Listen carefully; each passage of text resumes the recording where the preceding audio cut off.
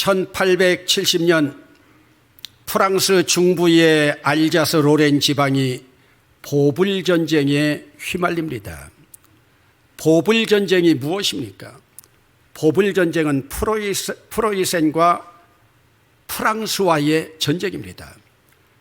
비스마르크는 이 전쟁에서 프로이센의 승리로 독일 통일을 이루려는 꿈을 꾸었는데 그 꿈이 실현되었습니다. 이 전쟁을 배경으로 한 소설이 있습니다. 이전 우리 초등학교 교과서에서도 다 나와서 우리에게 알려진 이야기입니다. 그 소설이 프랑스 작가 알퐁스 도데가 쓴 마지막 수업이라고 하는 감동적인 소설입니다. 이 알자스의 조그만 산간마을에는 전교생이 하나급으로 10명쯤 되는 학교가 있고 선생님도 한 명뿐입니다. 이 소설에 등장하는 초등학교 1학년쯤 되는 프렌치라고 하는 아이는 공부에는 관심이 없는 천방지축의 소년입니다. 학교는 가는 동 마는 동입니다. 학교 가는 것보다 자연 속에서 벌레들과 함께 놀고 냇가에 나가서 물고기 잡는 것을 더 좋아합니다. 그러는 사이에 프랑스는 전쟁에서 패하고 이 산간마을은 프로이센의 점령지가 됩니다. 드디어 사령부가 있는 베를린에서 지령이 떨어집니다. 내일부터는 프랑스어를 가르치지 말고 독일어를 가르치라고요. 마치 우리 일제강점기의 한글 말살 정책과도 같습니다. 지금까지 공부와는 거리가 멀었던 이 프렌치 어이해야 할까요? 마지막 수업 시간에도 지각을 한 프렌치는 이상한 예감이 들었습니다. 벌써 교실 뒷자리에 마을 사람들까지 와 앉아 있었기 때문입니다. 프렌치가 오늘의 이 수업이 마지막 수업이라고 하는 것을 알게 되었을 때 그는 지금까지와는 다르게 가장 진지한 모습으로 수업에 임합니다. 그러면서 후회합니다. 이럴 줄 알았다면 모국어인 프랑스어를 좀 더 열심히 공부할 걸. 지금 나는 알파벳도 끝까지 쓰지 못하는데, 그런데 때는 이미 늦었습니다. 내일이면 독일어를 배워야 하고 모국어를 사용할 수 없기 때문입니다. 한편 마지막 수업에 임하는 아멜 선생, 마음이 착잡하면서도 어수선합니다. 지금 교실 위층에 선생님 살던 숙소에는 내일 이사 가기 위해서 이삿짐을 싸고 있는 동생의 발자국 소리가 들리고 있기 때문입니다.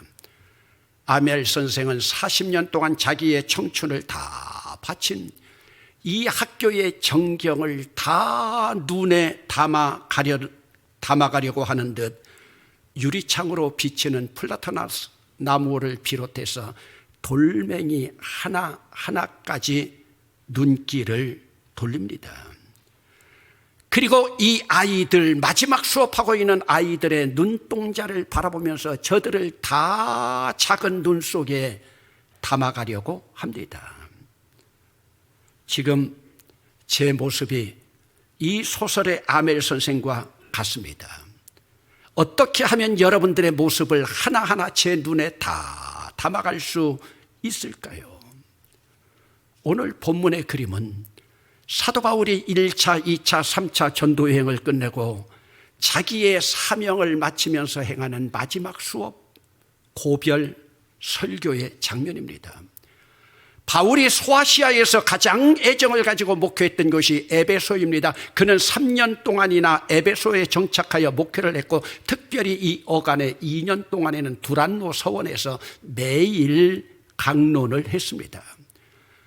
그리고 난 후에 2차 전도 여행 때에 전도하여 세웠던 마게도냐와 아가야 교회들을 둘러보았습니다. 본래 바울의 계획은 아가야에 있는 고린도에서 직접 예루살렘으로 갈 계획이었지만 여의치 않아서 마게도냐 지역을 다시 돌아서 빌립보, 데살로니가 거쳐 드로아로 왔다가 지금 밀레도까지 와 있습니다. 오늘 본문의 그림이 밀레도까지의 여정을 그리고 있지만 우리는 바울의 여정 이면에 새겨진 바울의 심정을 헤아려야 합니다. 바울은 이제 그렇게 정들었던 소아시아 지역을 떠나게 됩니다. 이제 후로는 정들었던 사람들의 얼굴을 보지 못할 것입니다. 또 본다고 해도 다음에 와서 보면은 이미 천국으로 떠난 자들이 더 많이 있을 것으로 생각이 됩니다. 어찌 바울의 마음이 착잡하지 않겠습니까? 바울은 마지막 수업을 위해서 밀레도에서 45km나 북쪽으로 떨어져 있는 에베소로 사람을 보내어 장로들을 청합니다. 아마 당시 교통편으로 보아 사흘길은 되었을 겁니다. 에베소에서 장로들이 도착하였을 때 바울이 마지막 수업으로 고별 설교를 합니다. 여러분, 바울의 고별 설교가 어떻게 시작됩니까? 내가 아시아에 들어온 첫날부터 지금까지 항상 여러분 가운데서 어떻게 행하였는지 여러분도 아시지 않습니까? 그러면 에베소 장로들이 알고 있는 바울의 목회 비결이 무엇입니까? 그들이 모두 알고 있는 것이 무엇이겠습니까? 바울의 고백입니다. 여러분도 아는 바니 모든 겸손과 눈물이며, 여기서 여러분도 안다고 하는 것이 무슨 뜻입니까? 에베소에서 목회할 때 에베소 교회 교인이라고 하면 바울의 목회의 비결이 무엇인지 에베소 교인들은 다 알고 있다는 뜻이 아니겠습니까?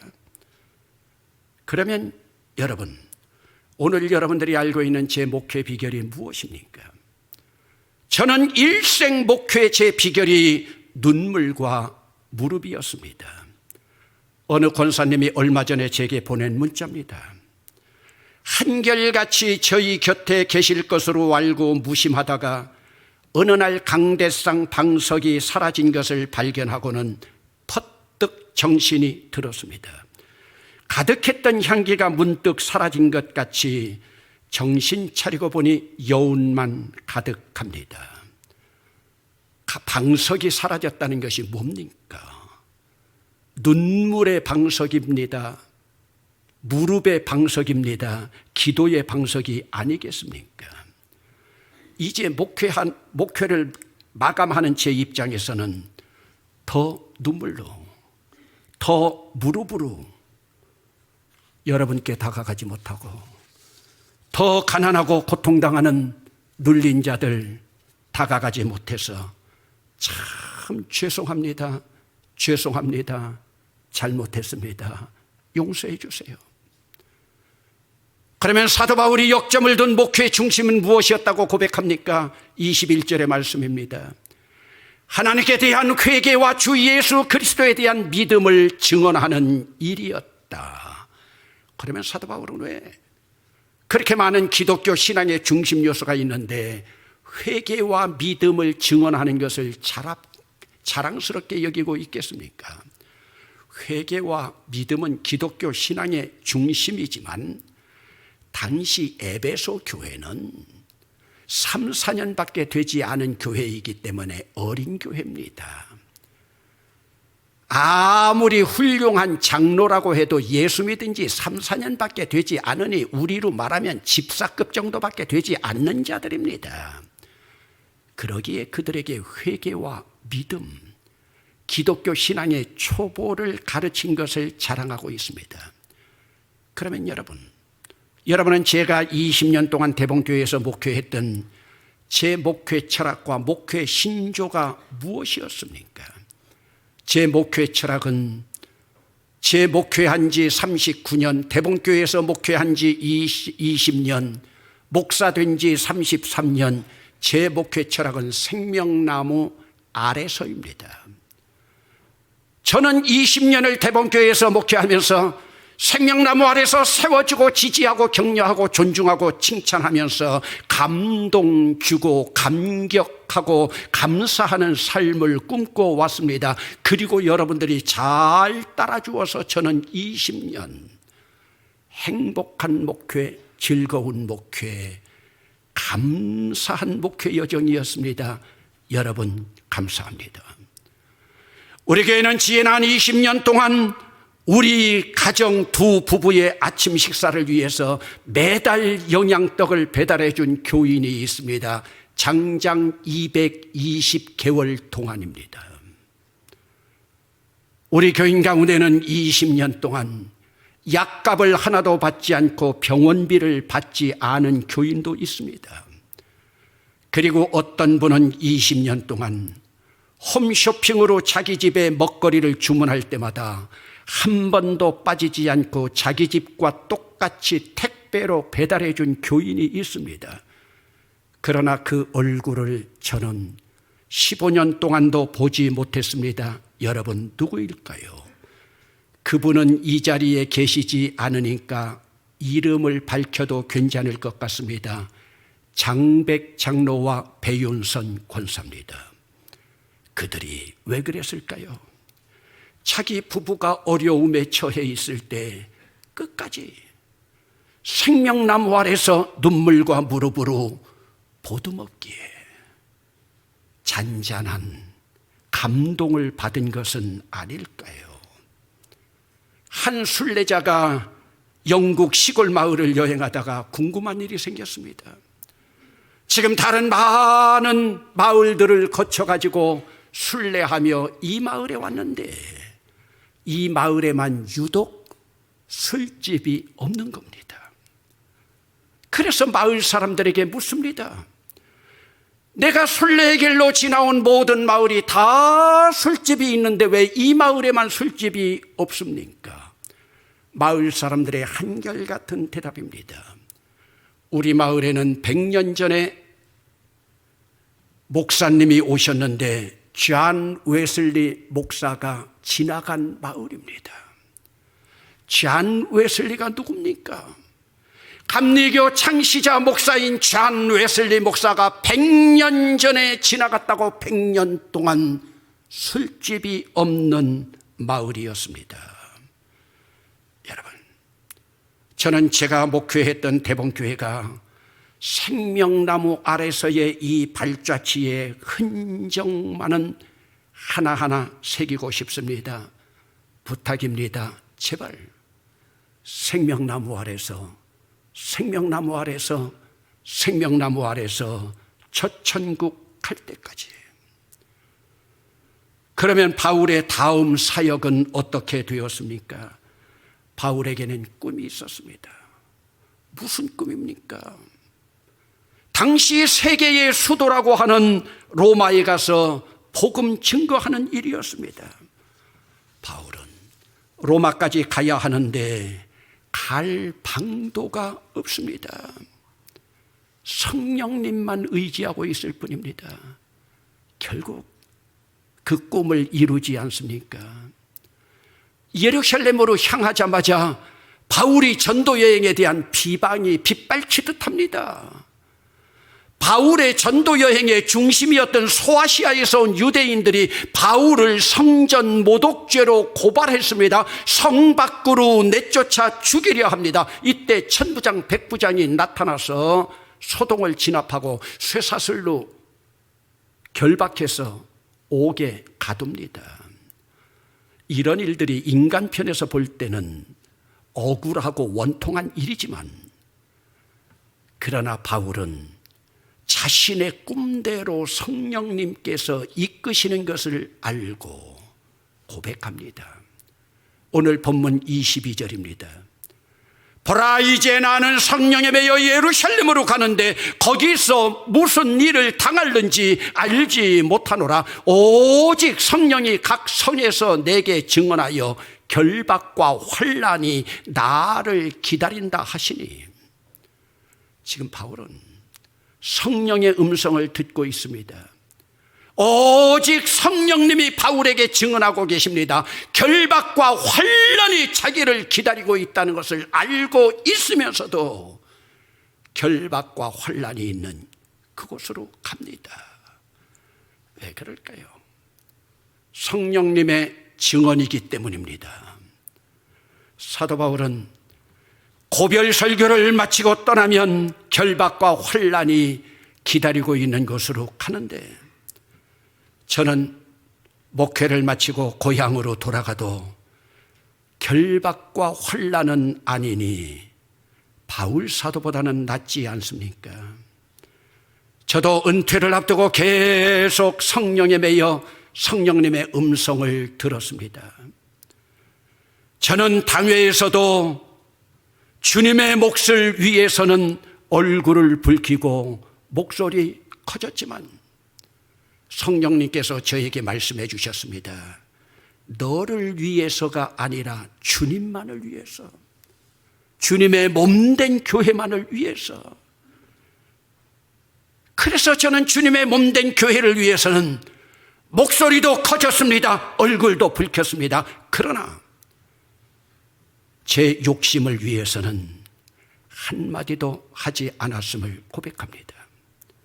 만약에 저에게 더 내려놓을 것이 있다고 하면 여러분들이 당당하게 더 내려놓으라고 저에게 말씀해 주세요. 그러면서 바울은 장로들에게 권합니다. 우리 장로들도 잘 새겨야 될 말씀입니다. 앞으로 장로 될 사람들도 잘 새겨야 될 말씀입니다. 28절 말씀입니다.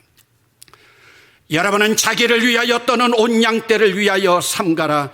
성령이 그들 가운데 여러분을 감독자로 삼고 하나님이 자기 피로 사신 교회를 보살피게 하셨느니라. 장로는 자기를 위한 자가 아닙니다. 자기를 위한 자는 앞으로 장로가 돼서는 안 됩니다. 자기만을 위한 자가 아니라 온 양떼를 위한 자이기에 조심하고 삼가라고 말씀하고 있습니다. 장로들을 감독자로 삼은 것은 하나님의 피로 사신 교회를 보살피는 책임 때문입니다. 이 책임은 하나님의 피로 사신 교회를 위임받은 목사를 보살피는 책임도 함께 있는 겁니다. 장로들은 목사를 내 마음대로 휘두를 수 있는 나의 종이라고 생각해서는 되지 않습니다. 여러분이 보살펴서 조심해야 될 주님 교회의 주님의 종이지 인간의 종이 아닙니다. 오늘도 여러분 선배 장로들은 주의 종을 잘 섬겨서 복받은 자들이 많이 있습니다. 하나님이 손을 대지 말라고 하는 선악과에도 주의 종이 포함되어 있습니다. 아담이 선악과에 손을 댔다가 어찌 되었습니까? 여러분, 그동안 목사 앞에서 표현을 못하던 교인들이 목사 찾아와서 저는 목사님의 설교를 듣다가 평생 가슴에 뭉쳐있던 커다란 덩어리 하나가 빠져나갔습니다. 저는 가슴에 맺혀있던 한이 풀렸습니다. 저는 종양이 사라졌습니다. 저는 새로운 성령의 비전을 받았습니다. 저는 무미건조한 교인에서 이제는 진짜 신앙인이 되었습니다. 이런 말 들으면서 저는 목회의 보람을 느낍니다. 이 모든 것이 다 주님의 은혜일 뿐입니다. 여러분, 제 목회 여정에서 제가 한 것 아무것도 없습니다. 오직 성령님께서 가르쳐 주신 것 뿐입니다. 하나님께 감사할 뿐이고 성령님께 감사할 뿐이고 여러분에게 감사할 뿐입니다. 저는 이번에 고향으로 이사를 하면서 저에게 가장 소중했던 서재의 아까운 책들을 정리해야 했습니다. 그것이 가장 힘든 일이었습니다. 제가 이사한 곳에 공간이 부족했기 때문입니다. 우리 교회 부목사들이 필요한 대로 주석들을 필두로 여러 책들을 가져갔습니다. 표계만 목사가 추럭을 몰고 와서 600억 권의 책을 실어갔습니다. 목사님의 손때 묻은 책 한 권, 우리 자녀들에게 줘야 된다고 장성훈 목사가 그 유명한 브리테니카 백과사전을 가져갔습니다. 그리고 사무부장과 관리부장이 제 서재를 정리하면서 고가 사다리 차를 불러서 80kg짜리 가마니로 45덩어리를 처분했다고 합니다. 제일 아까운 것은 제 마누라 몰래 책갈피 속에 감추어 놓았던 비자금이 50만 원은 넘을 건데요. 어디로 갔는지 모르겠습니다. 여러분, 제가 이사하면서 옮긴 책은 책장 하나에만 다 들어갈 책뿐입니다. 여러분, 그러면 그 많은 책들 가운데에서 제가 어떤 책을 가져다가 책장 하나를 채웠을까요? 성경책과 사전류를 제외하고는 모두가 제 가슴을 기우는 생명나무에 관련된 책이고, 머리를 키우는 책은 한 권도 가져가지 않았습니다. 이제 저는 남은 인생을 더 생명나무 아래서 살기를 원하기 때문입니다. 이제 하나님의 은혜의 복음을 마치려 하매 저는 20년 동안 생명나무 아래서 제 욕심은 버리고 하나님의 욕심을 위해서 제 눈물과 무릎을 조금도 귀한 것으로 여기지 않았음을 감사합니다. 감사합니다. 하나님께도 여러분께도요. 마지막 수업이라는 소설에서 프랑스어 문법 시간과 글쓰기 시간과 프랑스 역사를 다 가르친 아멜 선생이 마지막으로 칠판에 글을 씁니다. 그리고 차마 말을 잇지 못하고 눈물을 흘립니다. 그 글 속에는 민족의식과 모국어의 소중함이 다 배어 있습니다. 뭐라고 썼을까요? Vive la France, vive la France. 무슨 뜻입니까? 프랑스여 영원하라, 프랑스여 영원하라, 프랑스 만세. 다 끝났다. 돌아가거라. 저도 외치고 싶습니다. 대방교회여 영원하라, 대방교회여 영원하라, 대방교회 만세, 대방교회 만세. 하나님 감사합니다.